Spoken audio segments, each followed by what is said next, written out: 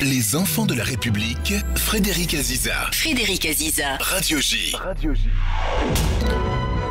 Bonjour et bienvenue dans Les Enfants de la République, dont vous êtes l'invité Denis Oliven. Bonjour. Bonjour. Alors vous êtes chef d'entreprise à la tête du groupe d'édition Editis de Libération et aussi essayiste normalien et énarque, ancien haut fonctionnaire. Vous venez de publier « La France doit travailler plus », c'est chez Albin Michel. Alors pourquoi ce livre et pourquoi maintenant, Denis Oliven ? Parce que je me suis posé la question de savoir pourquoi on était dans cette situation si paradoxale d'un pays qui est l'une des premières puissances du monde et qui est si malheureux. Est-ce qu'il y a des raisons objectives ? Et en fait, en faisant une comparaison, je me suis dit que pour objectiver le truc... C'est la France qui est malheureuse ou c'est les Français qui le sont ? C'est les Français plutôt. mais en fait, ils ont de bonnes raisons de l'être. Ouais. Et si on compare, j'ai fait une comparaison terme à terme avec l'Allemagne, qui est le pays le plus proche, on voit qu'il y a une chose qui nous distingue vraiment de l'Allemagne, c'est qu'on a une richesse nationale par habitant qui est inférieure de 15% à celle de l'Allemagne, alors qu'il y a 40 ans, on avait le même niveau. Et là, je viens d'apprendre que l'Italie nous avait rattrapé, qu'elle avait la même richesse. Et qu'elle va nous dépasser. Donc on a un vrai sujet, on s'est vraiment déclassé. C'est pas le sentiment qu'ont les Français. Songez, je m'arrête là, que si on avait le niveau de richesse par habitant des Allemands, on aurait 150 milliards de recettes publiques en plus, toutes choses égales par ailleurs. Donc tous les problèmes qu'on a aujourd'hui, les profs pas remplacés, les déficits, les policiers pas nombreux, les médecins pas assez payés, aurait disparu. C'est la différence entre un pays qui va bien et un pays qui va mal. Alors avant de revenir sur votre livre et sur tout ce que vous venez de dire là, c'est important puisque c'est la vie de tous les jours des Français. Et comme c'est le principe de cette émission, on va parler de votre parcours, quelques mots sur votre parcours. Alors vous êtes issu d'une famille juive, allemande, votre père Armand Oliven était psychiatre et poète. Ses parents, tailleurs, fuient l'Allemagne nazie pour se réfugier en France. Votre mère est psychanalyste. On peut citer aussi, dans la dynastie Olivenstein, votre oncle, le psychiatre Claude Olivenstein, le frère de votre père, l'un des premiers en France à s'intéresser au traitement de toxicomanes. Alors, les Olivenstein, c'est bien une dynastie intellectuelle. Et je ne parle pas de vos enfants. C'est une dynastie, je ne sais pas, parce qu'on n'est pas régnant, mais c'est en tout cas une tradition. En effet, dans ma famille, il y avait une grande tradition à la fois de goût de la chose intellectuelle, en effet, mais aussi de sens de la justice. Moi, j'avais deux grands-mères, l'une qui était communiste et qui allait à la mutualité, et l'autre qui était juive, vous l'avez dit, et qui allait à la synagogue. Et la première nous a enseigné la justice et la seconde la charité. Et donc, il y avait ces valeurs, mais il y avait aussi, vous avez parlé de mon oncle, il y avait aussi un engagement social, un engagement pour la liberté. Il a été le premier à considérer que les toxicomanes n'étaient pas des délinquants, mais des gens qui souffraient, qu'il fallait aider. Donc, ces valeurs-là ont vraiment irrigué ma jeunesse. Alors, votre père, un mot sur votre père. Racontez-nous son histoire d'enfant caché. Oui, mon père, ça a beaucoup marqué. Mon père est né en 1931, donc au moment de la guerre, il a été caché par ses parents dans un préventorium, un petit sanatorium à Chamonix, sous l'autorité d'un médecin qui était profondément catholique et d'une petite équipe dans ce sanatorium. Il y avait une femme de ménage, une femme de salle, un jardinier, un cuisinier, et ils l'ont caché.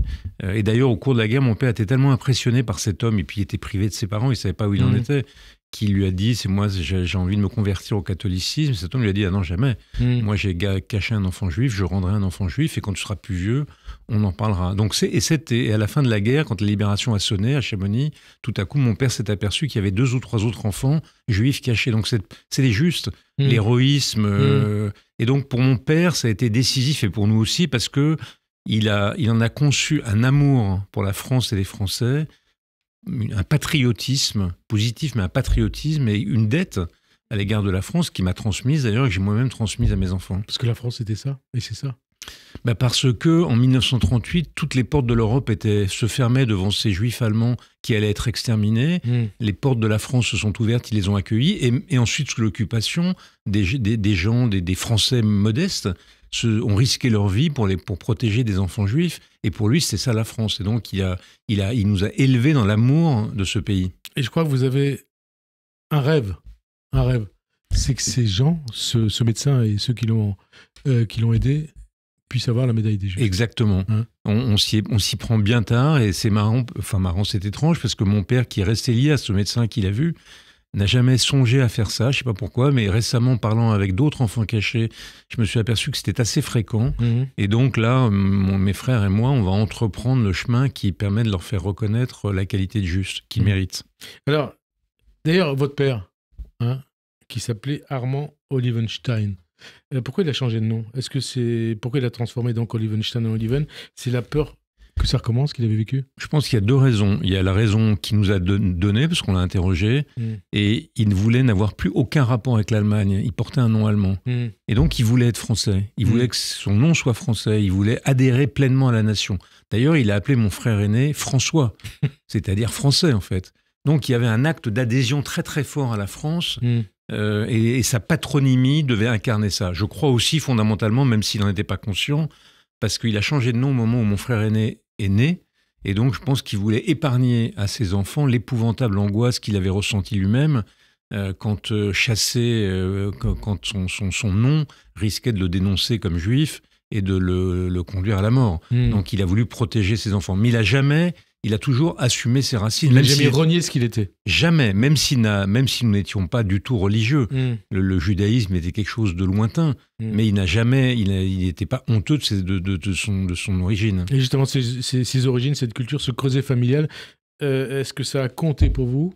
Est-ce que ça compte toujours pour vous, Denis Oliven? Ça a compté énormément, pas tellement la dimension du judaïsme, pour dire le vrai. Je ne dis pas qu'elle était inexistante, mais c'était qu'une des dimensions de mon identité. Il y avait 1000 autres choses qui comptaient d'abord. Mais en revanche, il y a un héritage profond chez mes frères et moi. Je vous dis, le sens de la justice, le goût de la liberté, le goût d'autrui. Et puis aussi quelque chose que mon père nous a appris, et ma mère d'ailleurs. Et votre mère. Et parce que du côté de mes grands-parents, c'était des militants communistes résistants. C'était on ne baisse pas la tête. Donc du côté de votre mère. On n'est pas des victimes. Je pense qu'une partie de mon engagement de jeunesse à l'extrême gauche, à l'époque il y avait beaucoup de bagarres avec l'extrême droite, était liée au fait qu'on n'est pas des victimes, on ne se plaint pas, on ne baisse pas la tête, on ne pleurniche pas, on est tout droit. Et on rend coup pour coup. Exactement. Hein, alors, est-ce que ce sont vos parents, vos rêves, vos lectures, ou l'école de la République, vous êtes quand même normalien, énarque, qui ont forgé l'homme que vous êtes devenu? C'est un mélange de trois choses. C'est mon héritage familial, les valeurs qui m'ont été enseignées, très, très, très certainement.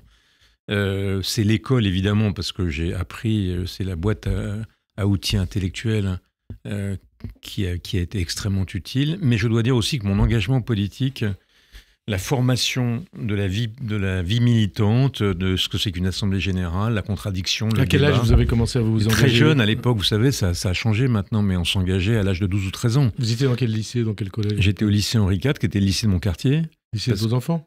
Qui était celui de mes enfants après. Et donc, à l'époque, il y avait beaucoup le militantisme, on était dans les années 70, le militantisme d'extrême gauche. Comment vous avez vécu 68? J'avais 8 ans. J'avais 8 ans, donc, mais j'habitais à côté de la rue Gay-Lussac, donc j'ai vu les barricades. Et mes parents, qui étaient médecins,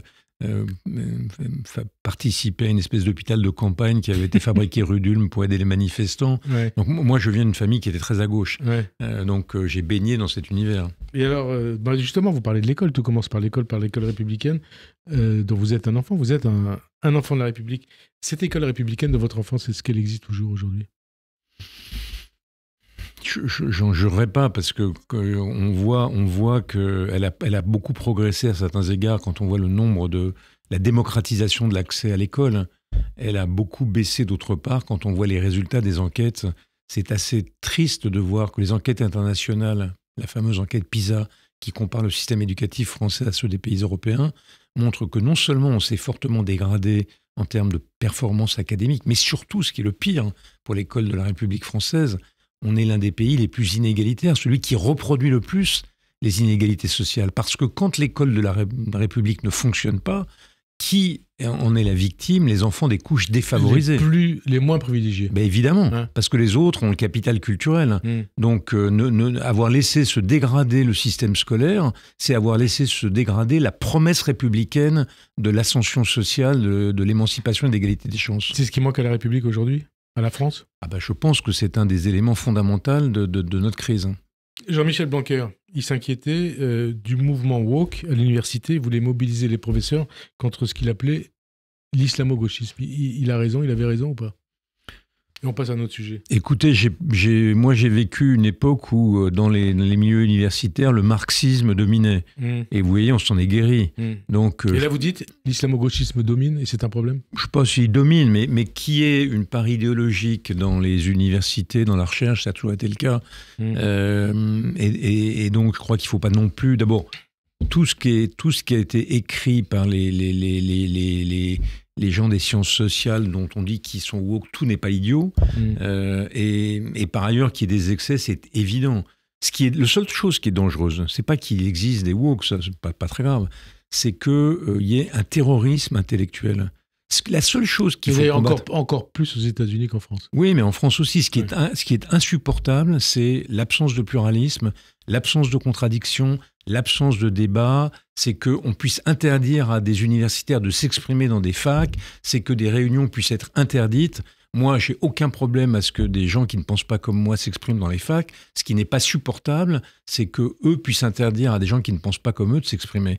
C'est ce qui s'est passé à Lyon, lorsqu'un professeur, à Lyon 2, lorsqu'un professeur qui ne pensait pas comme ses élèves a vu ses cours perturbés. Il a été insulté d'abord. Donc, la liberté académique doit s'appliquer évidemment aux woke, mais elle doit s'appliquer aussi aux anti-woke. Et c'est très récent, ça. Ça s'est, me semble-t-il, aggravé. Parce que je crois que ce qu'on doit combattre, c'est le sectarisme. Ce qui fait progresser les sociétés, c'est qu'il y ait des échanges, des sociétés démocratiques, c'est qu'il y ait des échanges d'idées. C'est que des gens qui ne sont pas d'accord puissent échanger ou cohabiter dans des facultés. C'est ce que vous avez appris en militant, quand vous étiez jeune? J'étais moi-même certainement sectaire. Et d'ailleurs, quand je me retourne... Un militant, c'est souvent sectaire. Oui, bien sûr. En tout cas, mais encore, j'appartenais à la famille. Et on empire en vieillissant Non, au contraire. Non, c'est l'inverse. Moi, toute mon évolution intellectuelle, ça a été d'apprendre le doute, l'incertitude ou le refus de la certitude, le débat, le pluralisme, le goût de la liberté. Tout à coup, je me suis mis à lire Aron, Tocqueville et que sais-je pour sortir de Marx. Oui, les lectures, c'est important. Et ça a été beaucoup mieux. La lecture, la culture. Et aujourd'hui, moi, je déteste l'ostracisme intellectuel. J'accepte de débattre avec n'importe qui, mais j'observe que les gens avec qui je ne suis pas d'accord, souvent, notamment à l'extrême gauche, n'ont pas cette position. Ils sont sectaires et ils sont ils sont hostiles à la liberté. Vous dites ça à vos amis de Libération? Libération connaît ses travers, bien sûr. Alors, je vous précise tout de suite que Libération, la conception que j'ai de la presse... on précise pour nos éditeurs quand même, qui ne savent pas. Moi, je préside la société qui est l'actionnaire de Libération. Mais... Donc, on va préciser les choses quand même. Grâce à vous, grâce à l'actionnaire, Libération a été sauvée. Absolument, et continue de l'être. C'est peut-être plus de 10 millions, 15 millions qui ont été... Absolument. Qui ont été... Absolument. C'est comme Marianne. Marianne a été sauvée par... Daniel Kretinsky avec qui je travaille, et Libération aujourd'hui est sauvé par Libération. Mais il applique, et moi-même par avec Kretinsky. Nous appliquons le même principe de respect de l'indépendance et de la liberté de la rédaction. Donc moi, je n'interviens pas dans ce qu'écrit Libération, et je ne me sens pas non plus responsable de ce qui est écrit. J'observe cependant que Libération s'est transformée au cours de ces 4 dernières années. C'est probablement le quotidien qui a le plus progressé en diffusion, notamment numérique, et il l'a fait en sortant... Vous êtes à 100 000... Un peu plus de 100 000. Un peu plus de 100 000 en diffusion numérique. On est 100 000 en diffusion numérique, on doit être à 115 000 en diffusion totale. Et il l'a fait alors qu'on était, quand je suis arrivé il y a 4 ans, on était à 70 000 de diffusion totale. Et il l'a fait comment? Il l'a fait en s'ouvrant. Il l'a fait en devenant plus journaliste et moins militant et moins sectaire. Ça dépend des jours. On en parlera tout à l'heure. Au moins, il y a un peu de pluralisme, il y a de la contradiction. Ouais. Et d'ailleurs, on le voit par rapport aux critiques qui s'accumulent sur Libération, qui viennent un peu de tous les... Exactement. Donc, il se fait un jour canarder par LFI et le lendemain par la droite ou par les macronistes. On en reparlera, vous verrez, on va en reparler. Alors, vous êtes un symbole, Denis Ulven, de la méritocratie française, de la méritocratie républicaine. Normalien, énarque, chef d'entreprise et de médias. Est-ce que le problème de la France, l'un de ses problèmes, c'est pas qu'on déteste ces élites, que l'on ne respecte plus ou pas ces élites, et notamment les enseignants?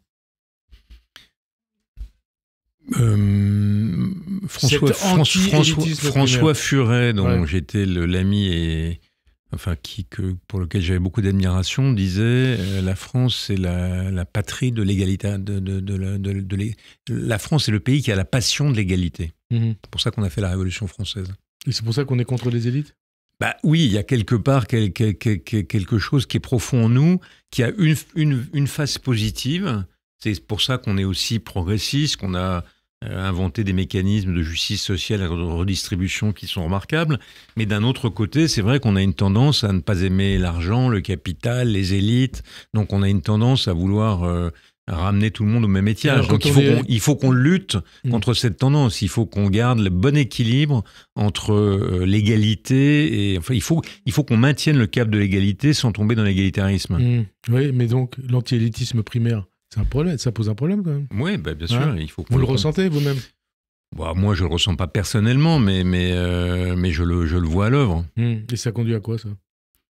Parce que c'est le propre d'un régime totalitaire, du totalitarisme. Oui, on en est loin, mais c'est ça, le totalitarisme, c'est l'anti-élitisme. Et puis ça dépend des élites. Il y a des élites chez nous, en France, on admire les élites intellectuelles. Ce qu'on n'aime pas en France, c'est les élites de l'argent. Ah, ça, on a avec le capitalisme des rapports qui sont pas complètement encore mûrs, qui sont encore infantiles. Et vous avez ces rapports ou pas ? Non, moi je suis social-démocrate, ou j'appartiens à la gauche libérale. Je pense qu'il faut du marché absolument, parce que les systèmes dans lesquels il n'y a pas de marché ne fonctionnent pas, mais il faut de la redistribution et de la régulation. On en parlera quand on va parler de économie sociale de marché, ça c'est mon principe. Un peu plus tard. Alors, dans ce contexte, l'émergence d'une gauche radicale, puisque on parle de ça parce que vous venez de la gauche, même de l'extrême gauche, ou la domination de LFI. Cette nouvelle identité de gauche, vous qui venez de la gauche, vous en pensez quoi ? Je la trouve catastrophique. Je trouve que c'était... Alors la gauche française a toujours eu sur son aile gauche longtemps le Parti communiste. Maintenant, qui a dominé la gauche, mais en fait qui a été remplacé par le PS aujourd'hui. Et c'est toujours le même problème. Il s'aggrave, il prend des formes nouvelles. C'est toujours le même problème. C'est si vous considérez que le prix à payer pour la justice sociale, c'est l'abolition des libertés, vous vous trompez. Toute l'expérience historique nous montre que lorsque vous sacrifiez la liberté sur l'autel de la justice, vous ne faites non seulement pas le bonheur des gens, mais vous faites leur malheur. Parce qu'on parlait de LFI, c'est sa stratégie aujourd'hui. Je pense c'est au centre de l'idéologie de LFI. Je pense que LFI est hostile, il le montre par bien des choses, par la brutalisation de la vie politique, par leur hostilité à l'indépendance de la presse, par leur hostilité à l'indépendance de la justice. LFI n'a pas tiré la leçon des avancées de la démocratie et de l'état de droit. D'ailleurs, on voit la meute montre, le livre qui vient de sortir et qui est assez fantastique, je dois dire, montre que, par exemple, ils n'ont aucune démocratie interne. Notamment par une journaliste de Libération. Notamment. Mais ils considèrent, c'est le péché absolu des forces totalitaires et des sectaires, c'est que la fin justifie les moyens. Comme ils sont l'incarnation du bien et de la justice, alors ils peuvent sacrifier la démocratie, l'état de droit, le pluralisme, puisque eux incarnent la vertu. Et on sait où ça conduit. Il suffit de lire l'ensemble des textes qui ont été écrits sur le totalitarisme. Ça conduit aux purges, ça conduit à l'abolition des libertés, ça conduit à l'échec économique, et ça conduit au pire, quoi. Au pire. Alors, quand vous entendez, c'était il y a quelques années, Jean-Luc Mélenchon affirmait, je le cite, que dans ce pays, une haine des musulmans est déguisée en laïcité. Et puis, plus récemment, quand il considère que le rapport sur les frères musulmans, l'islamophobie a franchi un seuil. Qu'est-ce que ça vous inspire ? Je pense qu'il y a très certainement une forme de racisme contre les musulmans, ce serait absurde de le nier. Bien sûr. Encore que les études montrent qu'il est assez résiduel en France. Quand vous pensez que la France... Vous utilisez ce mot de résiduel. Résiduel, à quoi ça renvoie ? Non, le résiduel peut-être n'est pas le mot bien choisi, mais il est relativement faible. Quand vous pensez que nous avons la première communauté musulmane, ou l'une des premières communautés musulmanes d'Europe, que nous avons connu de l'ordre de plusieurs centaines de morts du fait d'attentats islamistes depuis une quarantaine d'années, que nous avons un Front National à un niveau élevé. Quand on fait les enquêtes d'opinion sur le rapport des Français avec les musulmans, le niveau de racisme existe. Il doit être d'une vingtaine de pourcents, quelque chose comme ça, ou une quinzaine de pourcents. mais il est très limité par rapport à l'idée qu'on peut se faire de ce que ça devrait être. Donc il faut bien sûr le combattre. Et par ailleurs, l'idée qu'il y ait un racisme d'État est complètement absurde. C'est insupportable d'entendre ça. Insupportable. On a la législation démocratique parmi les plus répressives du racisme. Troisième point, confondre le racisme anti-musulman et l'islamophobie, c'est-à-dire la critique de la religion et l'attaque contre ses pratiquants, c'est un péché fondamental contre la République et la laïcité. Parce que la République, c'est tout l'enseignement de Charlie, c'est le droit de se moquer de toutes les religions. Parce qu'on peut critiquer l'islam, on peut critiquer le judaïsme, on peut critiquer le catholicisme, ou on peut critiquer ceux qui ne croient en rien. On a le droit, en France, de bouffer du curé, du rabbin ou de l'imam. En revanche, ce qu'on n'a pas le droit, c'est d'attaquer des musulmans, d'attaquer des juifs ou d'attaquer des catholiques. Pour ce qu'ils sont, en tant qu'individus ou en raison de leur confession. Et donc, l'islamophobie, c'est l'interdiction de critiquer l'islam. Et ça, c'est contraire aux principes de la République. Est-ce qu'il faut considérer, puisqu'on a parlé ces derniers jours, que la France insoumise est l'un des lieux de l'entrisme islamiste des frères musulmans? Ça, j'en sais rien, parce qu'il faut en apporter la preuve. Ce qui est clair, c'est qu'il y a une stratégie délibérée de conquête clientéliste du vote musulman. Ça paraît évident, ça a même été quasiment théorisé par eux. Donc, et ils adoptent un discours qui consiste à conquérir, parce qu'ils considèrent que c'est le nouveau prolétariat, que c'est les nouvelles figures de l'opprimé. Vous parliez tout à l'heure des woke, c'est une idée woke. C'est une idée qu'on a vue sous d'autres latitudes. Le prolétariat traditionnel n'est plus le cœur de cible de la gauche, de la nouvelle gauche. Le cœur de cible de la nouvelle gauche, ce sont les opprimés, les catégories opprimées, les immigrés, les racisés, comme on dit, les femmes, les LGBTQ+, donc des catégories de la population qui sont le nouveau visage de la victime. Et pas les juifs. Les juifs, non, les juifs sont blancs et sont dominateurs. Dominateurs, dominateurs, comme l'a dit, vous avez vu cette semaine, cet élu écologiste de Paris, domination qui conduit à un génocide. L'après 7 octobre, Denis Oliven, il a débouché sur une vague d'antisémitisme sans précédent. Jean-Luc Mélenchon et ses amis de LFI multiplient depuis des années, et singulièrement depuis 7 octobre, des déclarations relais antisémites. Qu'est-ce qu'il dirait votre père s'il était là aujourd'hui? Et que dit votre mère? Oui, ma mère, elle a 93 ans. Il dit, ma mère et mon père auraient dit, je pense, deux choses, ce que je dis moi-même d'ailleurs. La première, c'est que la France est le pays le plus philosémite du monde. Son histoire, c'est le pays de 1791, de l'émancipation des Juifs, c'est le pays des ministres juifs dès 1848, c'est le pays de l'affaire Dreyfus, etc. Et c'est le pays où ses parents sont venus pour ça. Et c'est le pays qui a sauvé 75% de ses Juifs. Alors que partout ailleurs en Europe, 75 occupés, 80-75% des Juifs étaient exterminés.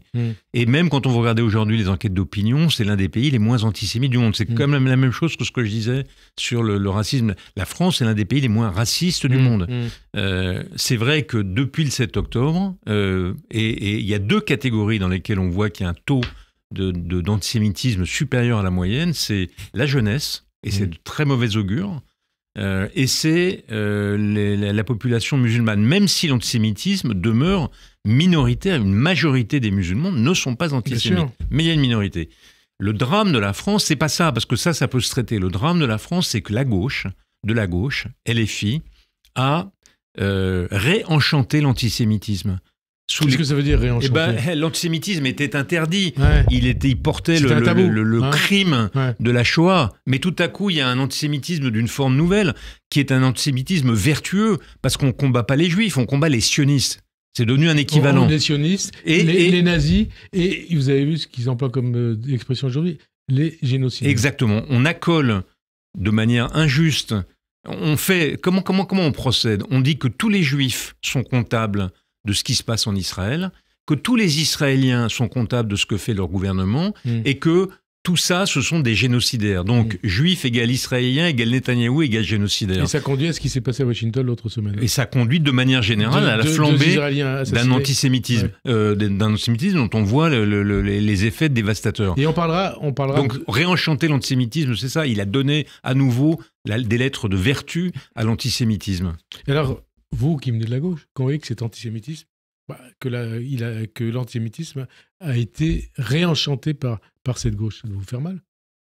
Non seulement ça me fait mal, mais ça ne fait que me confirmer dans l'idée de la nature profondément hostile à la liberté, à la démocratie et à l'état de droit de LFI.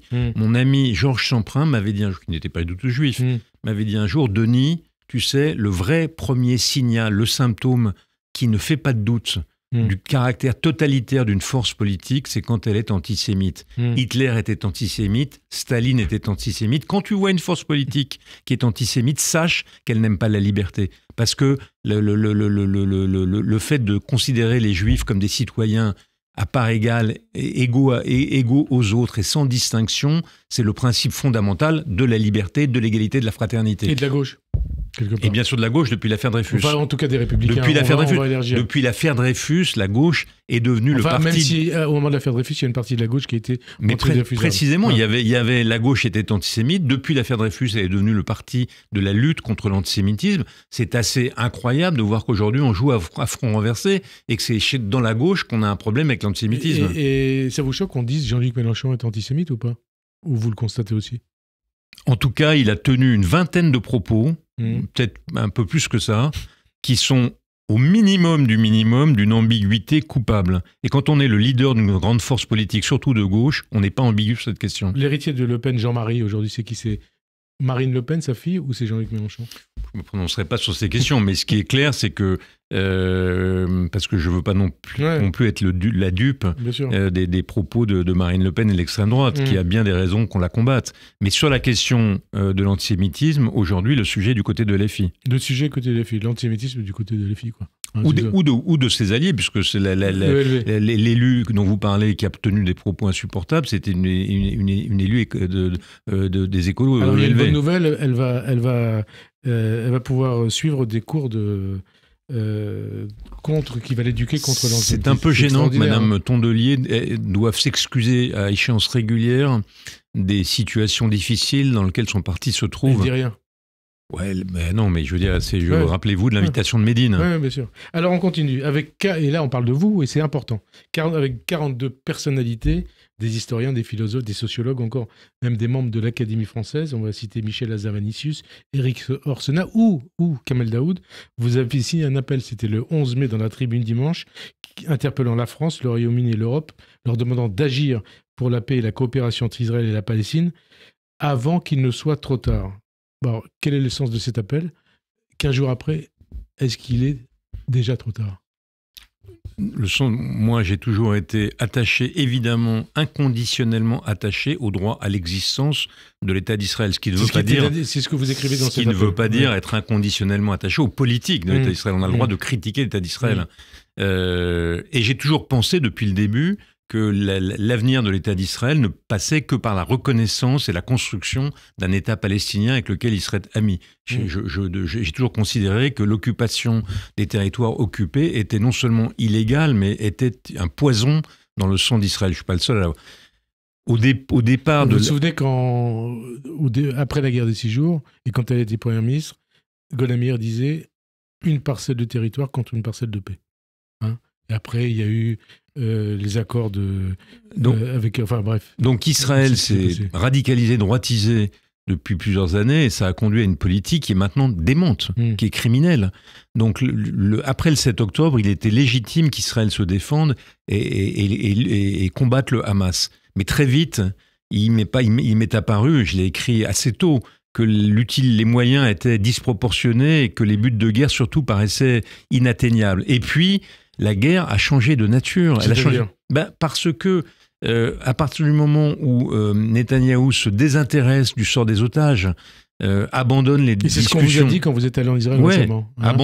C'est ce que dit une large partie de la société civile israélienne, abandonne les négociations de cessez-le-feu contre la libération des otages.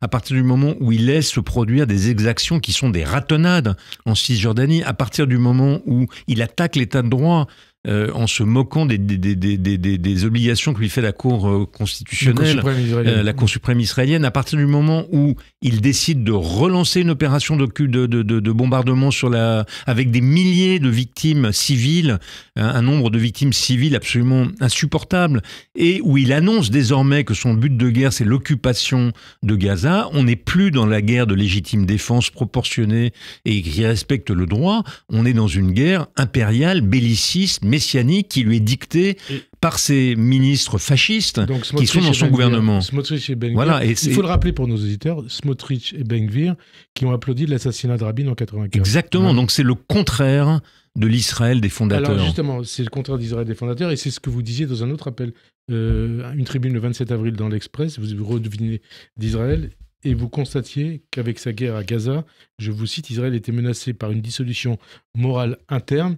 Est-ce à dire que Benjamin Netanyahou tourne le dos à l'éthique juive, c'est-à-dire à l'exigence de justice et d'altruisme dont vous parlez justement dans cette tribune? Je le pense profondément. Je pense que Benjamin Netanyahou est le danger le plus grave pour l'État d'Israël, bien plus grave désormais que l'Iran, le Hezbollah ou le Hamas. C'est lui qui... ça Mais parce qu'il menace... Parce que vous savez qu'en disant ça, on va dire, ce Denis Oliven, c'est un ennemi d'Israël. Mais écoutez, quand on critique les États-Unis, on critique Trump, on critique pas les États-Unis. Quand on critique la guerre en Ukraine, on critique Poutine. Je critique pas la Russie. Je dis pas que la Russie n'a plus le droit d'exister.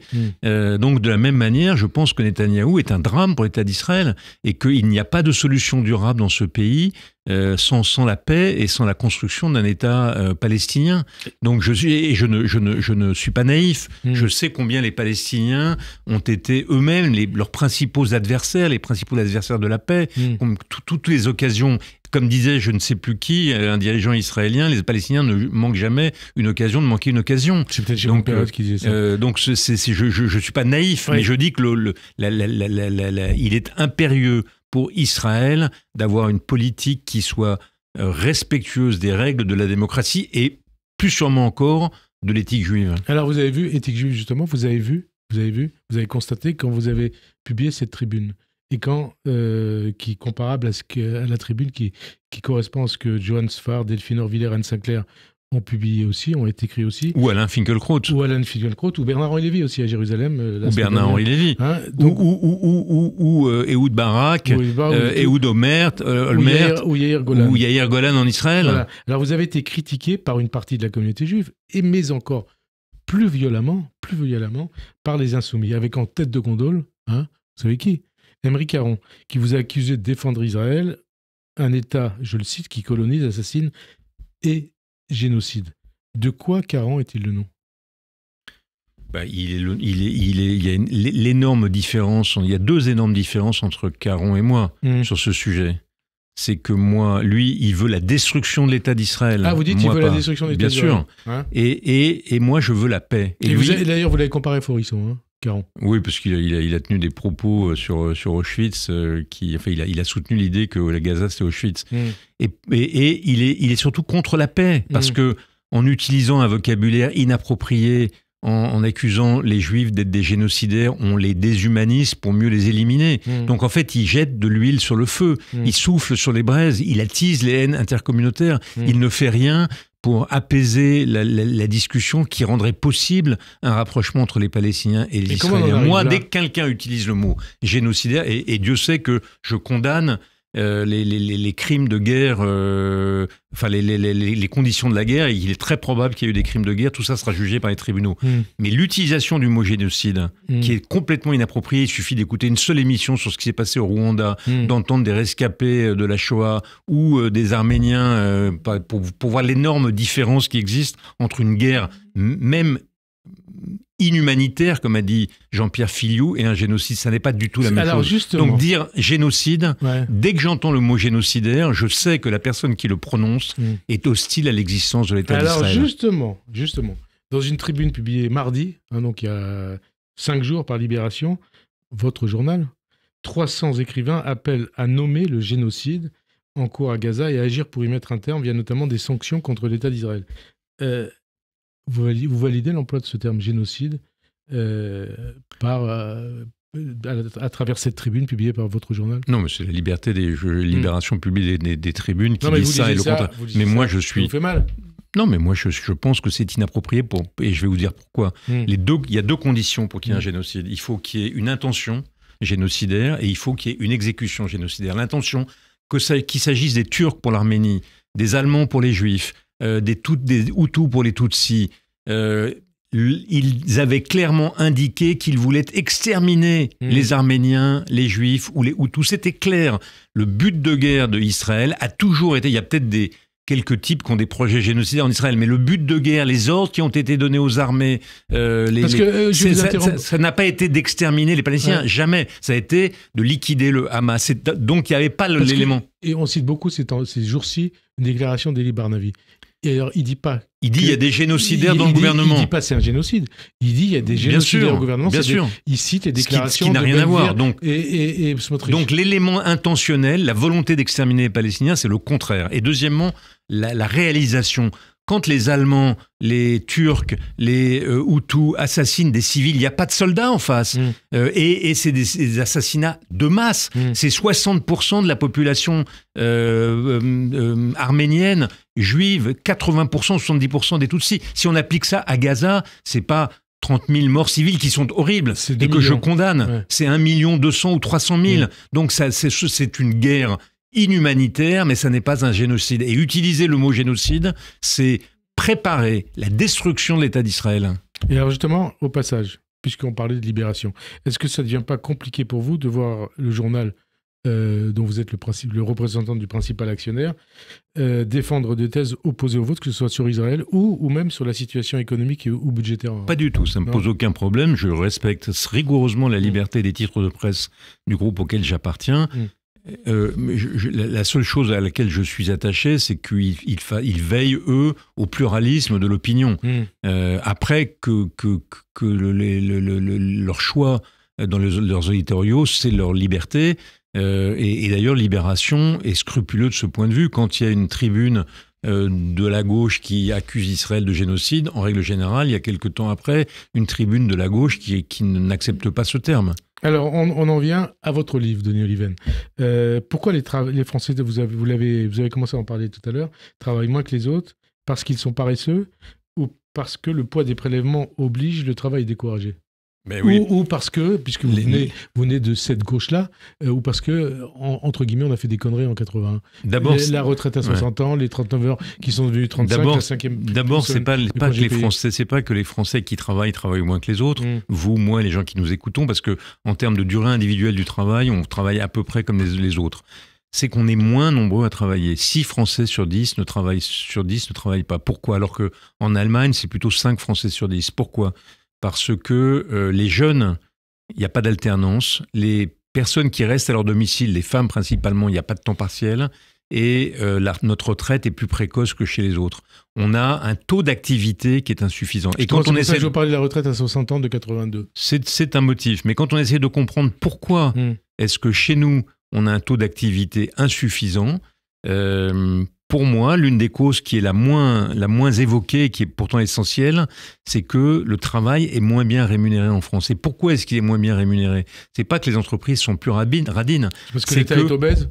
C'est parce qu'on a assis le financement de la sécurité sociale principalement sur le travail. Le prélèvement sur les revenus du travail, cotisations et impôts, est supérieur en France à la plupart des autres pays européens. Alors ça nous conduit à l'actualité.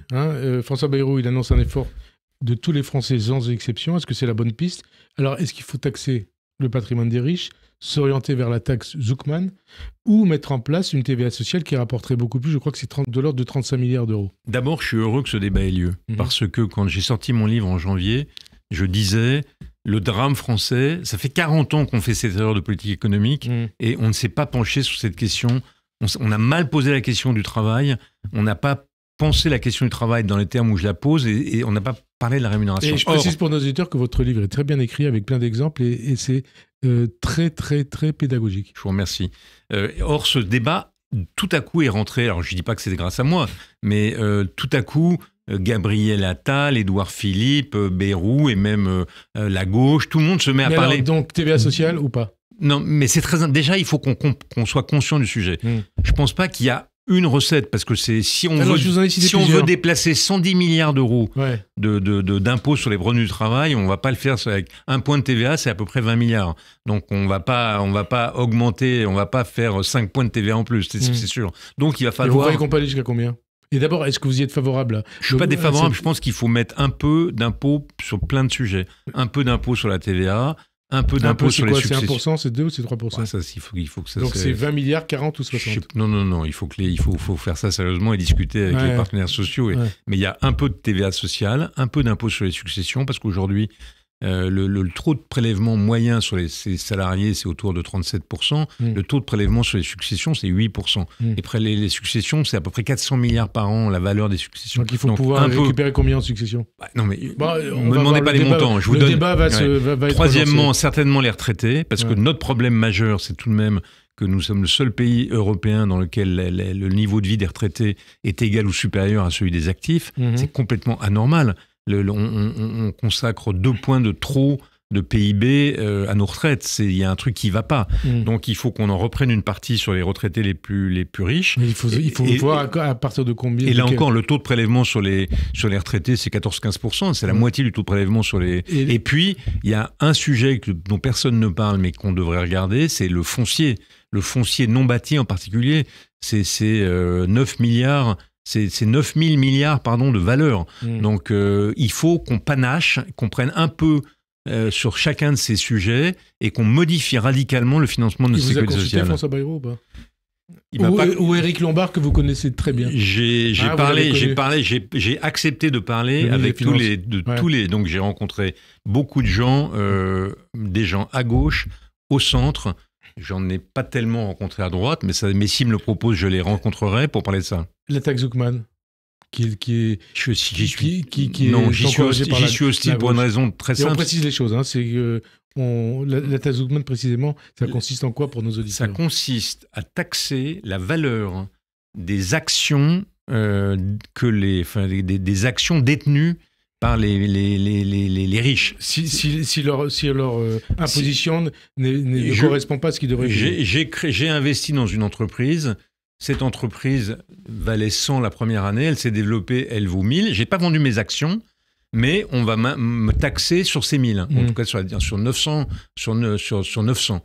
Moi, je dis que c'est idiot, d'abord parce que je suis d'accord pour qu'on taxe les riches, mais il faut qu'on taxe le capital improductif, parce que c'est pas la peine d'alléger les revenus sur le travail si vous augmentez les prélèvements sur le travail, si vous augmentez les prélèvements sur le capital, parce que pour produire de la richesse, il faut du capital et du travail. Pour produire de la richesse, c'est créer des emplois, c'est ça qui... Exactement, donc si notre problème c'est qu'on n'est pas assez riche par rapport aux Allemands, il ne faut pas qu'on désincite à investir. Donc moi je suis d'accord pour qu'on taxe les riches sur leurs montres, leurs yachts, leurs voitures, leurs maisons. Vous parlez des montres. Non, mais sur le capital improductif, mais pas sur le capital productif. Je cite un passage de votre livre. À la fin, toutes ces forces, droite et gauche, sont d'accord pour ne pas toucher au pilier du temple. Elles sautent sur leur chaise tel un cabré en criant « Dépensons, taxons, endettons, mais surtout ne gagnons pas davantage, redistribuons ce que nous n'avons pas ». Est-ce que vraiment ça peut s'arrêter, ça ? Je crois que c'est la clé de l'avenir de la France. Sinon, c'est la Grèce, c'est l'Argentine. C'est la clé, l'erreur économique que nous avons faite depuis 40 ans, gauche et droite confondues, c'est de nous concentrer sur distribuer la richesse au lieu de nous concentrer sur produire de la richesse pour la distribuer.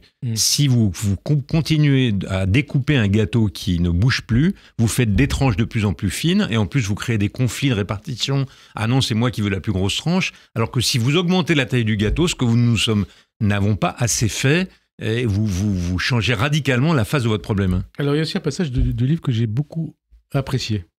À la droite de la droite, à l'extrême droite, à la droite, on accuse les immigrés d'être les responsables de tous les maux, et à gauche, on considère, vous venez de le dire, que c'est la faute aux riches. Je cite un passage de votre livre. Le bloc populaire du RN est obsédé par l'idée haineuse de taper sur les immigrés, le bloc fonctionnaire du NFP par l'idée envieuse de ratiboiser les riches, le bloc entreprise privée des forces présidentielles par l'idée rêveuse de hâter l'avènement de la modernité. Alors, quelle est la bonne la bonne grille de lecture ? Quelle est la bonne solution ? Quelles sont les bonnes solutions pour renoncer à tout ça ? En tout cas, ce dont je suis certain, c'est que les gens qui ont des ouvre-boîtes universelles, c'est-à-dire qui ont une solution qui permet de tout régler, nous racontent des bêtises. C'est pas vrai.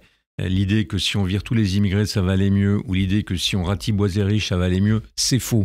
Parce que le monde est complexe et chacun doit le savoir.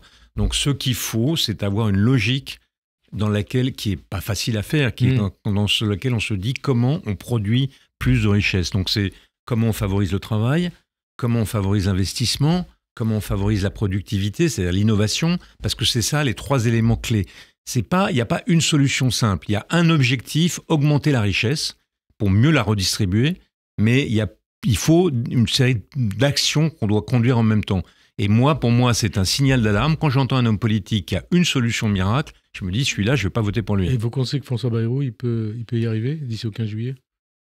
Je crains malheureusement, ça n'est pas lié à sa qualité, c'est lié à la situation politique dans laquelle nous sommes, dans laquelle il n'y a pas de majorité autour d'un projet. Donc moi, je crois plutôt à ce qui va se passer aux prochaines présidentielles, ou de nouvelles élections si elles sont anticipées, de nouvelles législatives.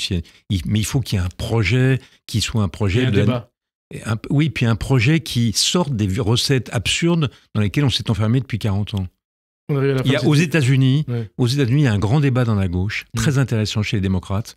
Il y a un nouveau courant chez les démocrates qui dit « nous devons renouer avec une politique de l'abondance ». Nous devons nous poser la question de savoir comment on recrée de l'abondance. Je pense que ce débat est bon pour la France aussi. En gros, comment on arrive au niveau de l'Allemagne. Exactement. Ouais.